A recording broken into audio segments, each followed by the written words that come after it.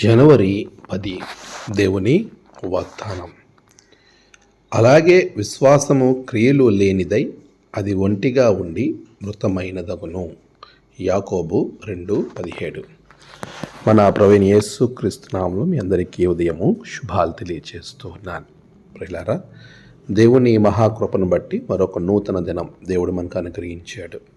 ఈ నూతన దినంలో ప్రభు మనకు చేసే ప్రతి మేలును జ్ఞాపకం చేసుకుంటూ దేవుని సన్నిధిలో మనము బలపరుచుకోవాలి. ఈ యొక్క నూతన దినం ఎంత గొప్పగా ఉంది మనం ఆలోచన చేస్తున్నప్పుడు, యేసుక్రీస్తు ప్రభుల వారు మనలను నిరంతరం కాపాడే దేవుడు. మన ఆలోచనలను, మన తలంపులు, మనకున్నటువంటి ప్రతి విధానములో కూడా ఆయన మనతో ఉండి, మనలో ఉండి మనలను సర్వ సత్యములోనికి నడిపించే దేవుడు అని వాక్యంలో చాలా స్పష్టంగా మనకు కనబడుతుంది. ప్రియ విశ్వాసి, మనం విశ్వాసులుగా పిలువబడుతూ ఉన్నాం. దేవుని యొక్క సైనికులుగా మనం ఉండాలని ప్రభు ఆశపడుతూ ఉన్నాడు. అది సాధ్యమవ్వాలనంటే మనం ఎలాగైతే పిలువబడుతున్నామో దానికి సార్థకత తీసుకురావటానికి నీవు 100కి 100% విశ్వాసాన్ని కనబరచాలి. అబ్రాహామును మనం చాలా చక్కటి ఉదాహరణగా విశ్వాసం విషయంలో తీసుకుంటాం. ఆయన దేవుడు పిలిచినప్పుడు ఒక క్రైస్తవేతరుడు అనగా యూదేతరుడిగా దేవునికి ఎటువంటి సంబంధం లేనటువంటి వేరే జాతిలో ఉన్నటువంటి వాడిగా, ఒక అన్యుడిగా ఉన్నటువంటి వాడు దేవుని స్వరం విని నీవు నేను చూపించు దేశమునకు వెళ్ళు అని అనగానే ఎట్లా వెళ్ళాడండి? ఎంత గొప్ప విశ్వాసం కదా.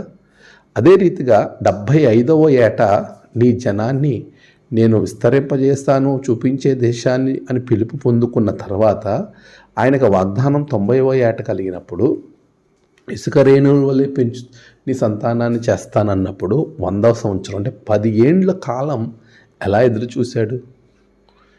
తన ప్రతిదానిలో కూడా దేవుడు సొదొమ గొమొర్రాని నాశనం చేస్తానని అబ్రహాముకు చెప్పినప్పుడు ఖచ్చితంగా దేవునితో మాట్లాడితే ఆయన కనికరాన్ని చూపించేవాడు అని నమ్మి యేసుతో అక్కడ ఉన్నటువంటి దేవునితో ఆయన సంభాషణ చేసి ఆ భయంకరమైన విపత్తు నుండి తన కుటుంబస్తులను తప్పించుకోనలేదా? ఇలా ఒకటి కాదు, ఎన్నో ఉదాహరణలు అబ్రహాము జీవితంలో చూస్తాం. అందుకే అబ్రహాము విశ్వాసులకు తండ్రిగా మార్చబడ్డాడు. ప్రియులారా, ఈరోజు నువ్వు విశ్వాసము కలిగి దేవునిలో బలముగా ఉంటే నువ్వు నిజంగా విశ్వాసివే. లేదు, నీ విశ్వాసము కనబరచకుండా నువ్వు విశ్వాసిగా పిలువబడుతూ అవిశ్వాసములో కానీ అల్ప విశ్వాసంలో కానీ ఉంటే యేసుక్రీస్తు ప్రభువారి పరిచర్య కాలంలో అల్ప విశ్వాసులని అవిశ్వాసులని మందలించినట్లుగా చూస్తాం.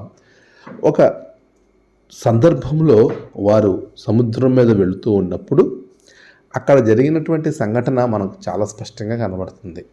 ఆ సంఘటనలో వారు సముద్రం మీద వెళ్తున్నప్పుడు అలల తాటికి వారందరూ భయపడినప్పుడు అల్ప విశ్వాసులారా అని వారిని మందలించాడు.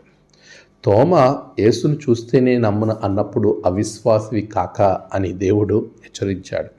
ఈరోజు నువ్వు అవిశ్వాసిగా అల్ప విశ్వాసంగా ఉన్నట్లయితే వాటిలో నుండి బయటకు వచ్చి విశ్వాసాన్ని కనబరిచినప్పుడు, విశ్వాసము లేకుండా దేవునికి ఇష్టులై ఉండుట అసాధ్యము అనే వాక్యంలో నుండి తప్పింపబడి దేవునికి ఇష్టులుగా మారి ఆయనకి ఇష్టులైన వారికి భూమి మీద సమాధానము, అట్టి సమాధానము దేవుణ్ణి కలుసుకునే భాగ్యం ప్రభువు మీకు అనుగ్రహించును గాక. ఆమేన్. ప్రార్థన. సర్వశక్తిమంతుడా, విశ్వాసమును కర్త దాన్ని కొనసాగించువాడైన యేసయ్య, నీ ఉన్నత నామానికి వందనాలు.